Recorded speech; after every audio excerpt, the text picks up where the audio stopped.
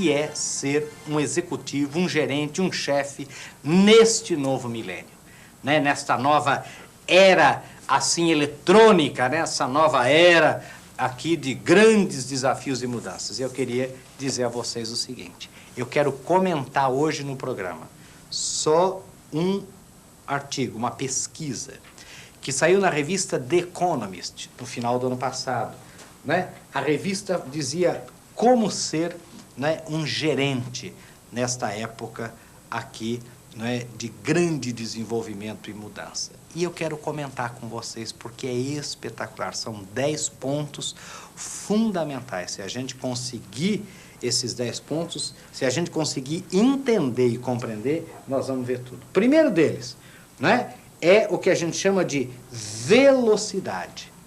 E diz aqui a pesquisa o seguinte, né, que esta lista de 10 poderia parar aí, poderia parar na velocidade. Gente, eu sempre digo isto. Hoje em dia, não é o maior que vai comer o menor, que vai vencer o menor. É o mais ágil, não é nem sempre, às vezes, o mais rápido, mas é o mais ágil que vai vencer ou comer o mais lento. Outro dia até perguntaram para mim, professor, qual é o melhor cavalo? É o mais rápido ou é o mais lento? Eu falei, depende de onde está levando você. Se estiver levando para o abismo, é melhor o mais lento, né, do que o mais rápido. Mas, normalmente, o melhor cavalo é o mais rápido. Então, o mais ágil, né? Então, a velocidade é a primeira característica, é o primeiro atributo de um gerente, não é, do século XXI, né, do novo milênio, né, de um diretor, de um gerente, de um gestor. Velocidade. Pensem nisso, gente. Mudar é uma coisa muito importante e tem que mudar rápido. Às vezes a gente fica esperando, protelando, empurrando com a barriga, o que a gente chama de procrastinando. Quer dizer, a gente fica, vamos analisar melhor, cuidado com a paralisia pela análise. O que a gente chama em inglês de analysis paralysis, ou seja, a gente fica paralisado, analisando, vendo, e a gente perde a oportunidade. Né? A oportunidade é uma deusa, não é isso? É careca que tem só um tufo de cabelo. E ela passa correndo na sua frente. Se você pegou a oportunidade, você conseguiu parar a oportunidade. Se não, ela passa. E você só tem uma mechinha de cabelo para pegar. O resto é tudo liso. É tudo... Então, cuidado. Não é cuidado. Primeiro é velocidade. Presta atenção. Qual é o segundo maior atributo? Gente excelente. Queridos, isto eu quero dizer com todas as palavras. Nós só podemos ter nas empresas da gente hoje gente excelente. Os mornos serão vomitados pela boca. A gente não pode ter ninguém mais ou menos conosco. Entendeu? Quer dizer, e a gente não pode ser complacente com gente mais ou menos. A gente não pode ser complacente, a gente que é chefe, dirigente, diretor, dono, sei lá o quê, não pode ser complacente com pessoas que não querem vencer, que não querem puxar por si mesmas, assim, que não querem crescer, que não querem aprender, que não querem estudar, que não querem conhecer mais produtos, clientes. A gente é muito complacente com quem é ruim. Gente, isso é um defeito. A gente fica dando justificativas para a gente mesmo, porque mora longe, porque tem tantos filhos, mas se a pessoa não quer, a nossa empresa não pode ser complacente com gente mais ou menos. É preferível, eu digo sempre isso, pessoas que te amem e pessoas que te odeiem, do que todo mundo achar você mais ou menos. Os mornos, repito, serão vomitados pela boca. A gente só pode ter, neste século XXI conosco, gente excelente. Então, a maior característica, a segunda maior característica, né, do gerente, do gestor de sucesso do século XXI, é acercar-se de gente excelente. Primeiro, eu quero dizer uma coisa, contrate só gente na sua empresa melhor do que você. Não tenha medo de quem é bom. Não é? Contrate pessoas melhores que você. É preferível eu ter funcionários que eu tenha que esporar, vamos dizer assim, como num cavalo, para que ele ande, do que funcionários que eu tenha, né, que segurar. Não. É preferível ter funcionários que eu tenha que segurar, né, porque eles são rápidos, são fogosos, querem fazer, do que uns que eu tenho que ficar o tempo inteiro explorando para ver se eles andam desgraçados. Parece aqueles cavalos de, né, sei lá, de estação de água, né, que você anda, assim, aquela coisa que, né, até criança de 2 anos chora em cima do cavalo, quando pensa que está chorando de medo, está chorando de raiva daquele cavalo não andar. Não é verdade? Então, é essa característica que a gente tem que ver. Segundo, só gente excelente. Qual é a terceira maior característica? Abertura. Abertura, sabe o que é isso? É abertura para o mundo, abertura geral. Quer dizer, sabe, a gente tem que abrir os dados da empresa para que os outros conheçam. Não podemos mais ter medo. A gente tem que ser gente aberta, a gente tem que ser gerente aberto, aberto à mudança, aberto à novidade. Mas principalmente isso, quer dizer, não esconda as coisas. Tenha abertura, abra os seus dados para os seus fornecedores, para que você possa ter fornecedores mais leais, mais fiéis, né? mais fidelizados com você. Abra os seus dados para seu cliente, abra os seus dados para os seus funcionários, deixe eles que saibam, quer dizer, a abertura geral, abra a sua cabeça, né, para novidades, para coisas novas, para novas tecnologias, para novos sistemas, para novos modelos, né? Abertura é o terceiro item mais importante para um gerente, para um gestor, para um dirigente de sucesso no século XXI. Quarto atributo de sucesso é a cooperação. Gente, não é verdade. Você tem hoje que ter um grande sentido de cooperação. Você, chefe, tem que cooperar com os seus subordinados. Você tem que fazer o seu time, a sua equipe, o seu grupo, ser um grupo cooperativo que coopere. Você tem que cooperar com o seu fornecedor. Você tem que cooperar com o seu terceirizado. Não adianta nada querer que o seu terceirizado se arrebente, vai ser pior para você, pois ele presta serviço para você.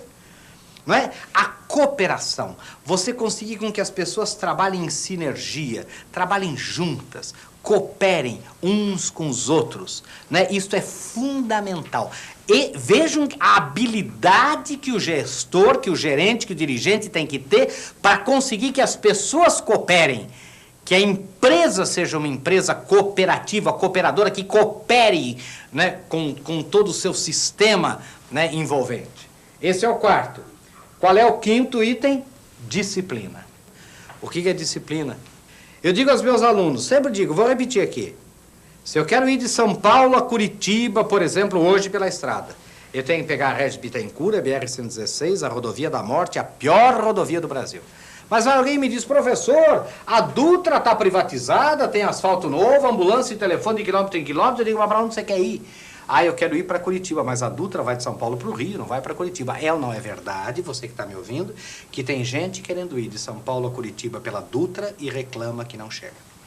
Outro dia na sala dos professores, já contei isso aqui, né, de uma universidade, eu vejo os professores reclamando, esse salário desgraçado. Eu falo, me diga uma coisa, alguém de nós foi condenado a ser professor da universidade? É uma pena que a gente está cumprindo, saiam.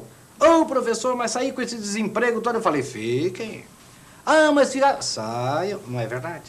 O que é disciplina? Gente, é o seguinte. Não é? Minha avó tinha aquele ditado que dizia, né? Quem tem dó de angu não cria cachorro. O que é angu? Era aquele fubá, né? Aquela comida para cachorro que fazia. Se tem dó de comida para cachorro, não pode criar cachorro. Então, outro dia, cheguei para minha avó e falei, vó, não aguento mais viajar. Ela falou, não viaje, fica aqui comigo, eu não viajo. Fica aqui. Eu falei, vó, a senhora não entende. Eu sou obrigado a viajar, nós temos que estar no mundo inteiro, eu só viajo. Ela falou, então viaje. Falei, vó, a senhora não entende, vó. Isso que eu estou falando, eu não aguento mais viajar. Ela falou, pois fique aqui, tem cama, faça companhia para sua avó. Eu falei, vó, não tem jeito, a senhora não entende. Ela falou, eu entendo sim, você quer que eu tenha dó de você. Ai, coitadinho como ele viaja. Larga a mão de ser idiota, menino. Quem tem dó de angu não cria cachorro, não é verdade? Ora, eu paro de viajar. Mas daí eu não... mas então viaje. Não é verdade? Isso é disciplina. Se eu quero ir para Curitiba de automóvel, eu tenho que pegar a Regis Bittencourt, a rodovia da morte, a BR-116, a pior rodovia do Brasil.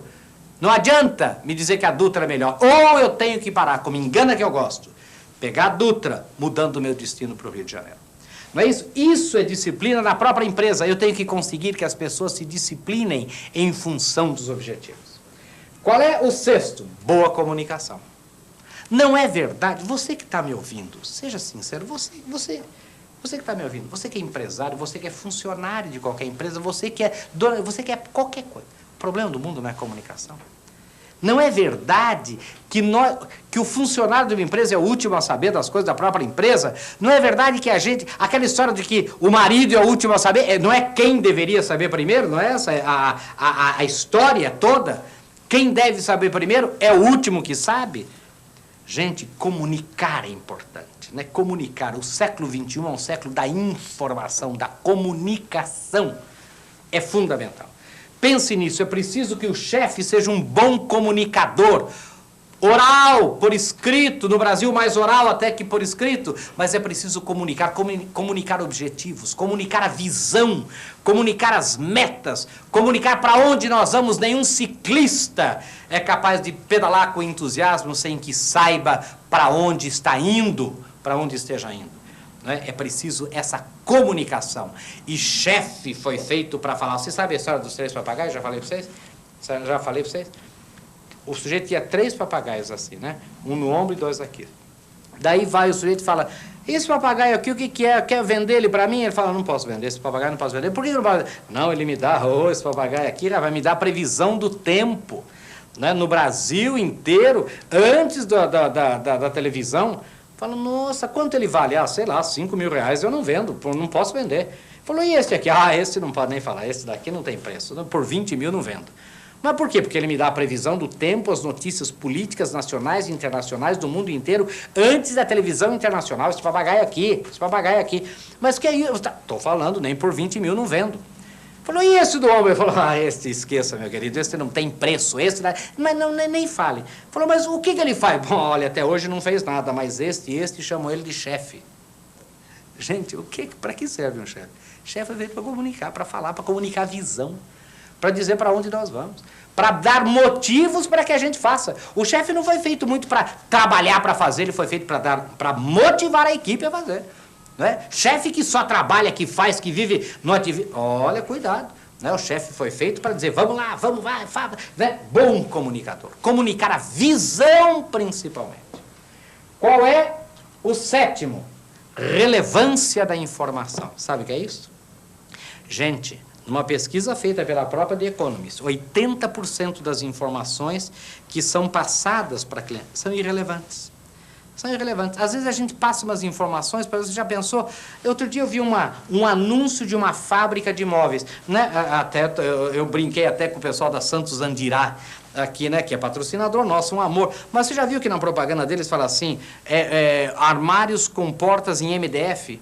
Você acha que o cliente sabe o que é MDF? Outro dia eu estava viajando de avião, né, o sujeito falava assim, a temperatura externa do avião é de 70 graus negativos, 40 graus negativos. Por que eu quero saber que a temperatura, se eu explodir o avião, eu já sei que eu vou congelar antes de chegar na Terra, antes de morrer, já morro congelado? Quer dizer, tem informação que a gente dá. Então o que precisa? Precisa informação relevante, informação que sirva para o processo decisório, informação que sirva... Então, você já pensou no cadastro nosso, nós não temos naturalidade, a cidade que você nasceu? Para que eu quero para dar um crédito para você saber a cidade que você nasceu? Se nasceu em Indaiatuba, ou nasceu em Campinas, ou nasceu em Caicó, no Rio Grande do Norte? Para que eu quero saber? Mas não, a gente pede informação que não usa, passa informação que não serve para nada. Para quê?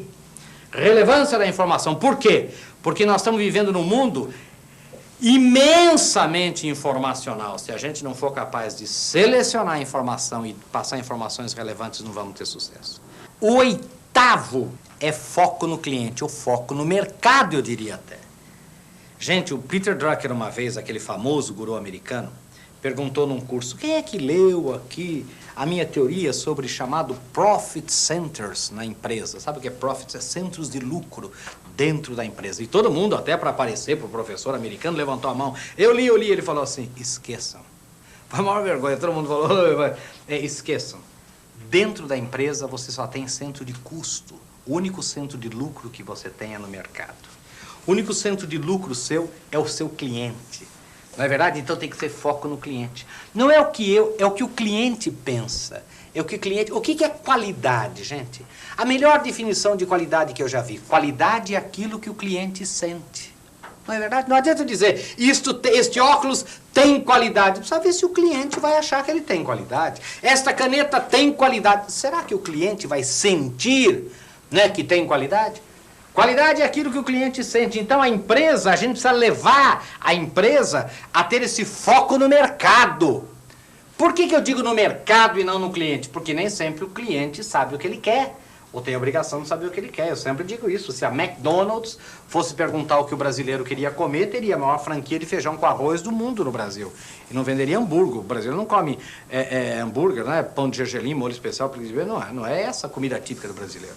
Na verdade, então, tem que ter foco no mercado. Surpreender o mercado com produtos e serviços fundamentalmente novos e diferentes. Então, esse é o 8º. Foco no mercado. Foco no cliente. Qual é o 9º, gente? É compartilhar o conhecimento. Gente, fazer da empresa uma organização de aprendizagem, quer dizer, fazer com que as pessoas, elas compartilhem o conhecimento umas com as outras, façam com que elas sintam-se cada vez mais dispostas e disponíveis a fazerem as coisas em benefício do outro, no conhecimento do outro, porque o século XXI é o século do conhecimento, é o século da informação, é o século fundamentalmente de compartilhar coisas. Ninguém pode ficar com informação dentro de si. E esse é um desafio para o gerente. Por quê? Porque informação é poder.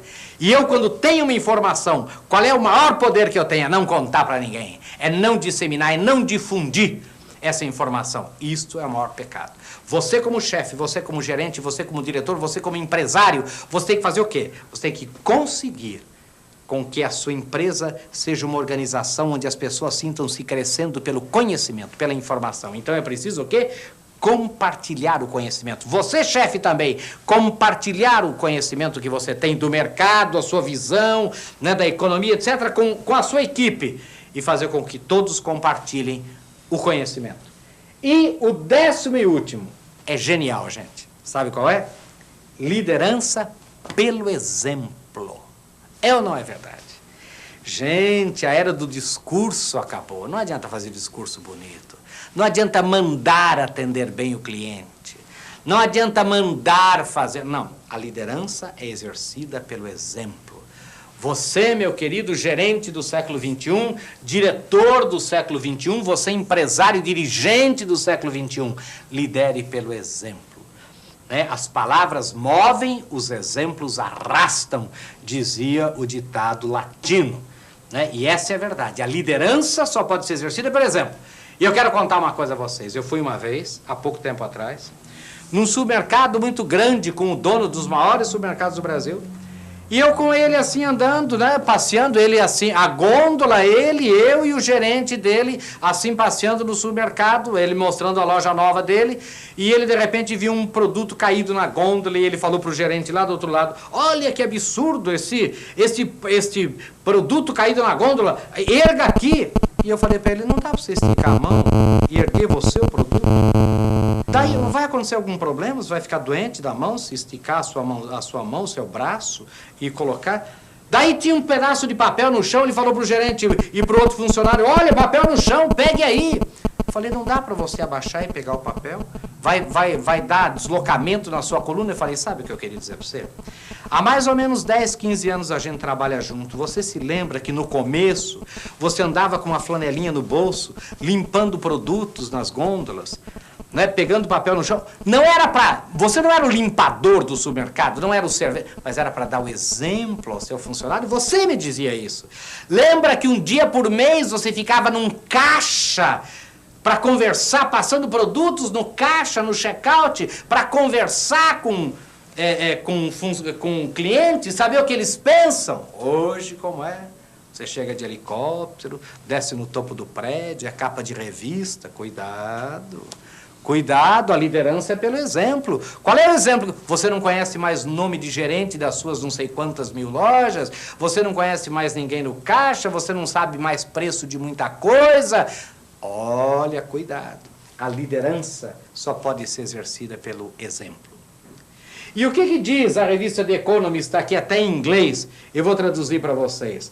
Armado com essas 10 coisas, né, instrumentalizado com esses 10 que ele chama, esses 10 essenciais, o gerente da velha economia, os gerentes, vão encontrar um desafio à frente, né, que é o mais revolucionário período que já experimentaram na vida corporativa, na vida empresarial.